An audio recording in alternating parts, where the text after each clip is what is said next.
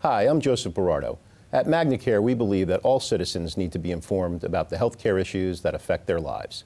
That's why we're proud to support the programming produced by the Caucus Educational Corporation and their partners in public television. Funding for this edition of One-on-One with Steve Adubato has been provided by the Russell Berry Foundation, Caldwell College, the Fidelco Group, Fedway Associates, New Jersey Sharing Network, dedicated to saving lives through organ and tissue donation, Kessler Foundation, changing the lives of people with disabilities, and by the Healthcare Foundation of New Jersey, founded by the Jewish community. Promotional support provided by the Star Ledger, powering NJ.com, and by Commerce Magazine. This is One-on-One. When you first heard that they were doing Charlie Rose and Gayle King, didn't you go, what? People like laughing at others, so I don't mind if the other is me. See, you go right into the character. That's what it is. I'm bringing families together a half an hour each week. Man, I'm doing something special. And so I do feel successful.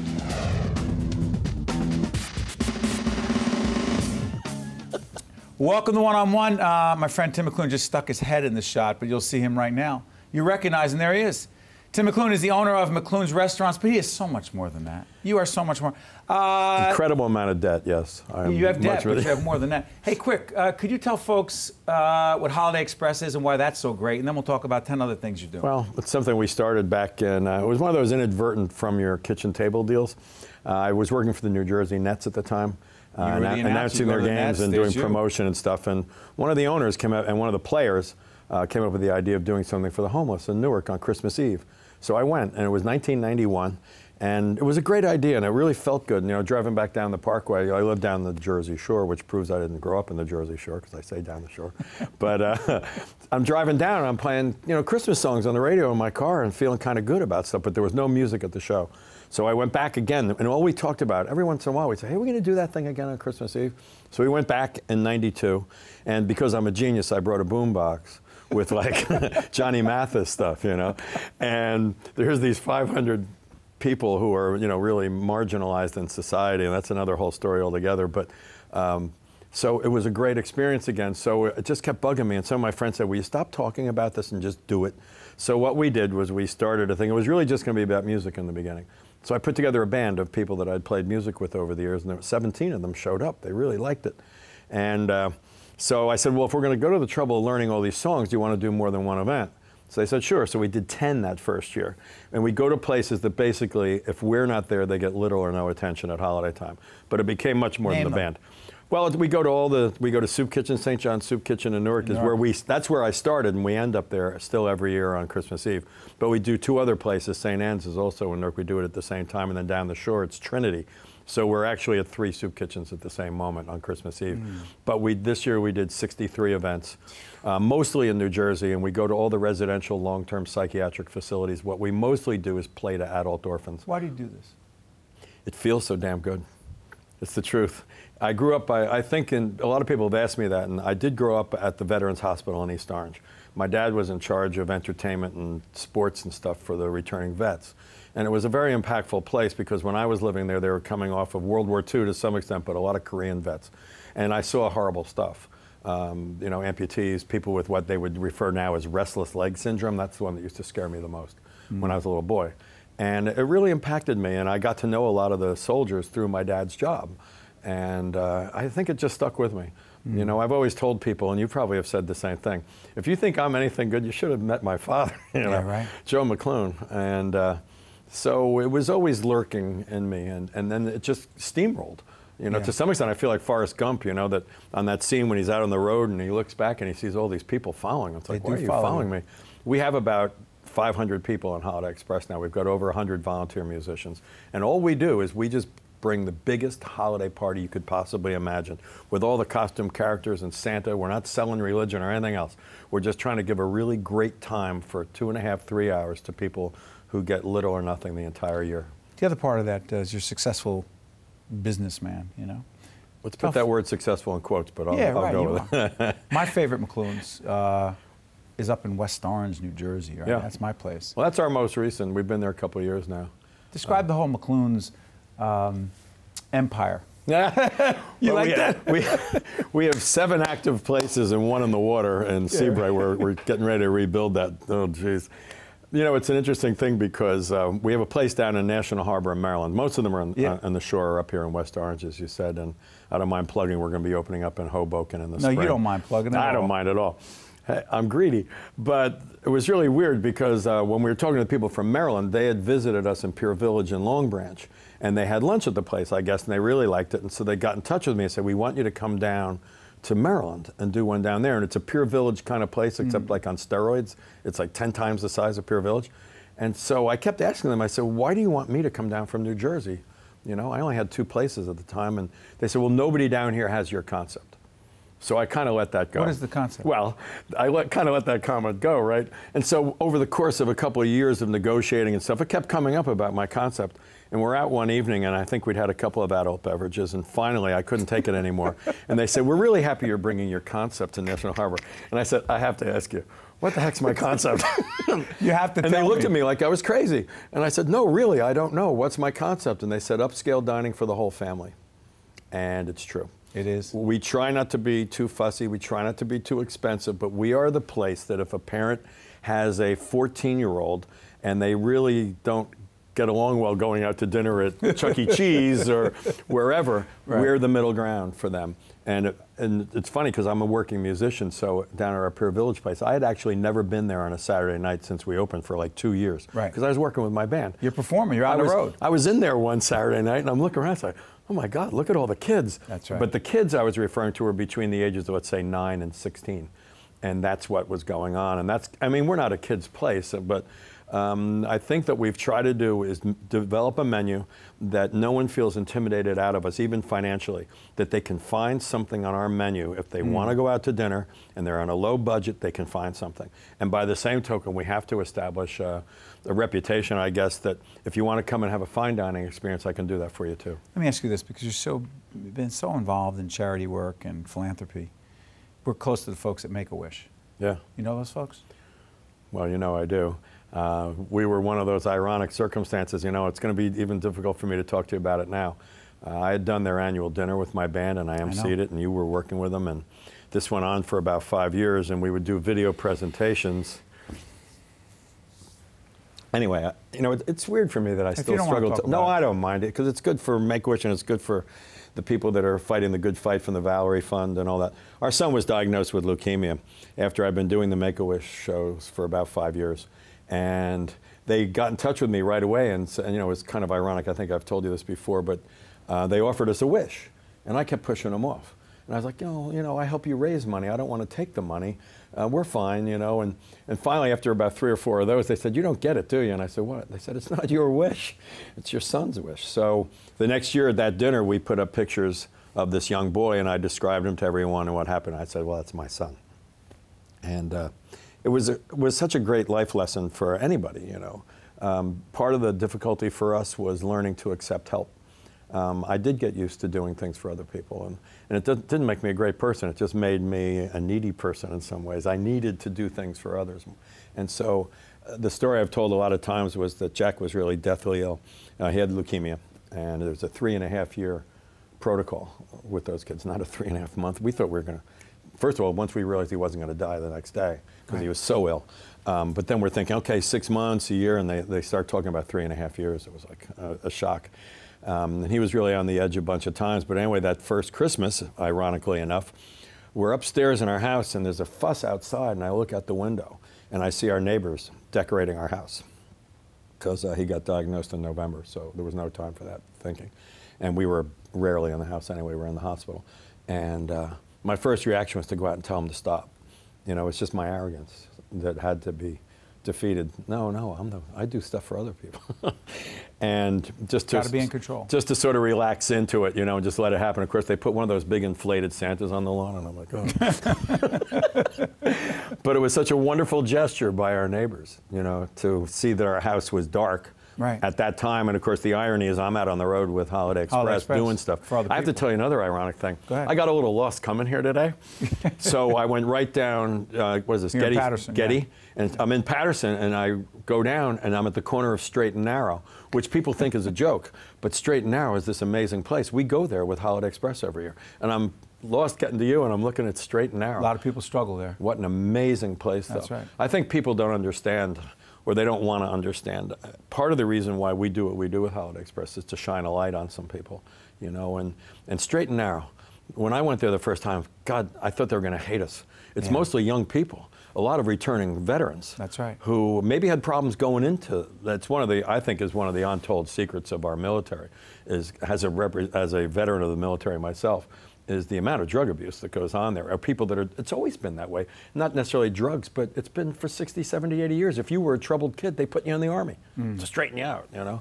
A lot of these people come out of the service really in terrible shape. I got to ask you something. Yeah. You talk about giving back. You talk about how hard it is for you to accept, even for your son, right? You've lived an amazing life already, and you have so much more to live and give. I know it's a cliche question, but I have to ask you, Tim. We've known each other a long time. What message would you want to give to folks watching right now who are struggling either for themselves or with their kid or a loved one, who are saying, what the hell difference does it make?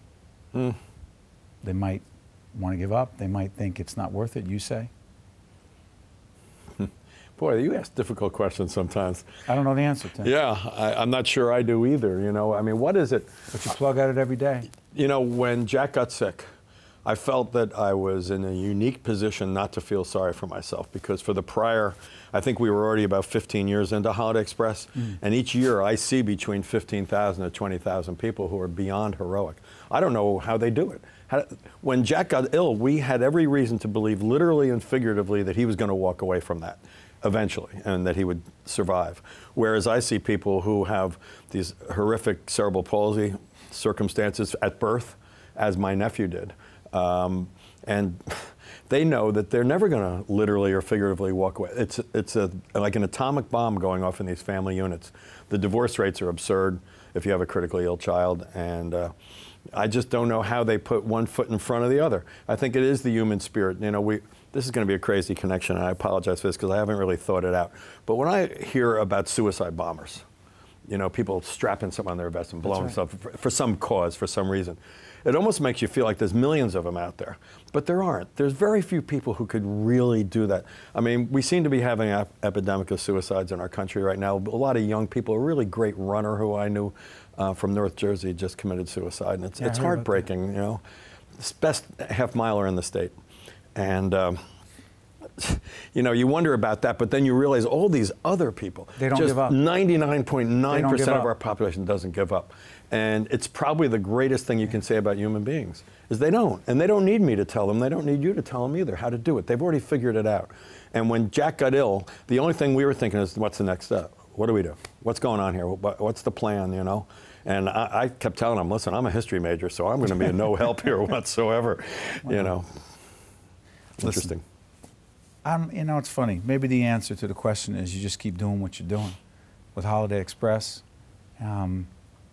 us talking about the folks at Make-A-Wish and just trying to keep one foot in front of the other. That's all you can do. Tim McLoone. Because, you know, Make-A-Wish is interesting because it's just a gesture. It's a gesture. But it just tells you that people care. If we've learned anything with Holiday Express, it's if you tell someone else that you care about them, it's $1 million. Yeah. Hey, listen, Tim McLoone is a good friend of this show. He knows he has an open invitation, and you have an open invitation at his restaurants, except the only difference is you have to pay there. Oh, absolutely. Cash is good. Tim McLoone is the owner of McLoone's Restaurants. Let's not confuse this issue that we're doing charitable work in the restaurants. We're public television. We have to have sponsors, too. And by the way, open up in Hoboken. You're opening We'll be up? there this spring. You are? Yeah. And that makes how many? That'll be 9. Yeah, right. You're doing all right. Yeah, right. You're a good friend. I'm losing money at like half of them. So. Yeah, stop. We'll be right back right after this. Thanks. You're nuts. I am. If you would like more information on this program, or if you'd like to express an opinion, email us at info@caucusnj.org. Visit us online at oneonone.org. Find us on Facebook at facebook.com/Steve Adubato, PhD, and follow us on Twitter at Steve Adubato. We're looking at Sarah Stover, who is a Make-A-Wish recipient, and back, been here many times, Tom Weatherall, who is president of the Make-A-Wish Foundation in New Jersey. Good to see both of you.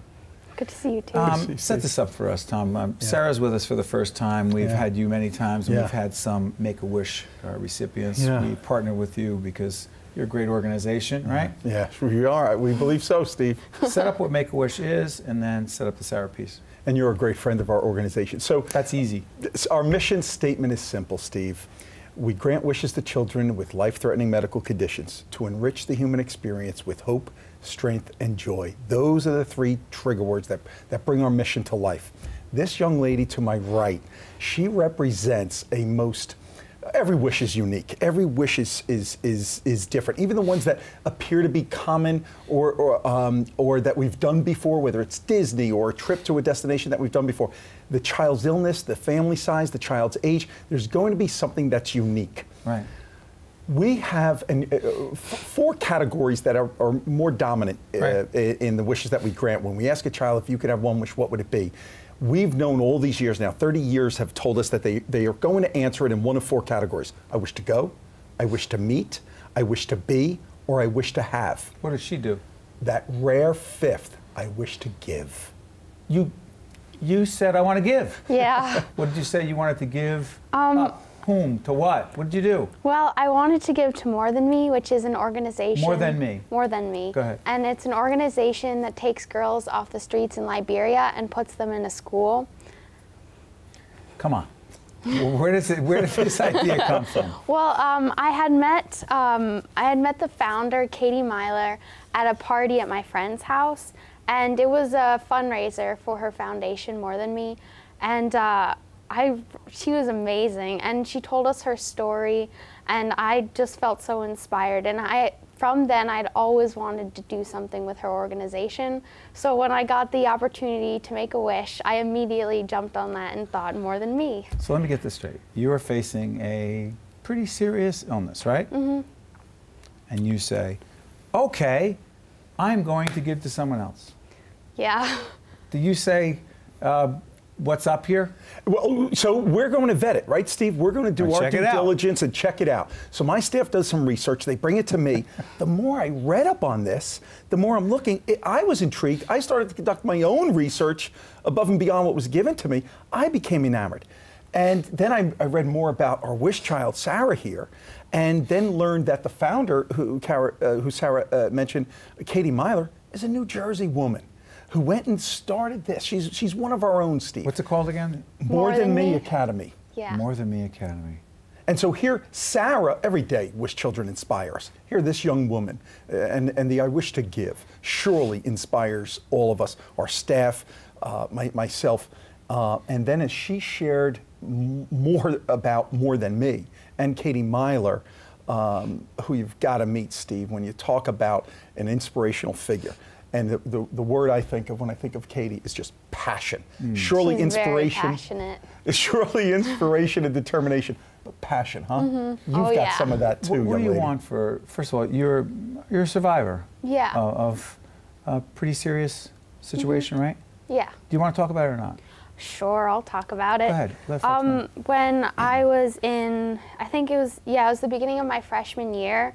In the summertime, I woke up and I found like this huge lump on my neck, and I was like, what the heck is this? Like, I'm gonna die. And so we went to the doctor, we had it checked out, and they told us it was cancer. And I guess I didn't really fully understand what that meant, because I know, like, I had heard of Make-A-Wish before, and but then we went through to the doctors at Sloan, because it was underneath an important vein in my neck, so we had to get go to the operation room, and and so that was pretty surprising to me, because I thought I had been fine before. And so I went through chemo, and I remember my social worker told me, well, you can make a wish, and from Make-A-Wish Foundation.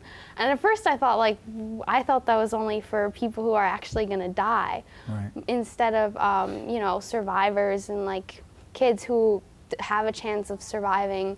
And so by the time I made my wish, I was completely better. I was out doing things I wanted to do again, like riding and seeing my friends. And so by that time, I felt like, you know, You were riding horses? Yeah. That's your thing? That's definitely my thing. And so by that time, I thought, well, other kids need something to look forward to when they go through the time. But because I was better, I didn't need anything to look forward to. You were good. Yeah, I was perfectly fine. For these young women, where are they again? In Liberia. Yeah. What do you want for them?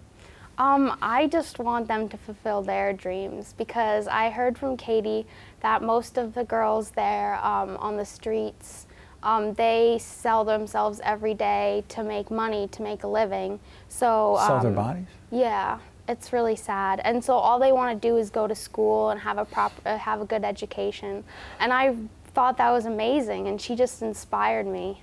So that's why I made the wish to more than me. Incredibly powerful, huh, Steve? Incredibly inspirational. It's humbling, and the selflessness of this young woman. And so the More Than Me Academy, what Sarah is really doing is giving these young women a chance at life, because as Katie will explain, without this school, without schooling, without the education there in Liberia, those women, those young girls have no chance, and they're going to be taken advantage of. And so through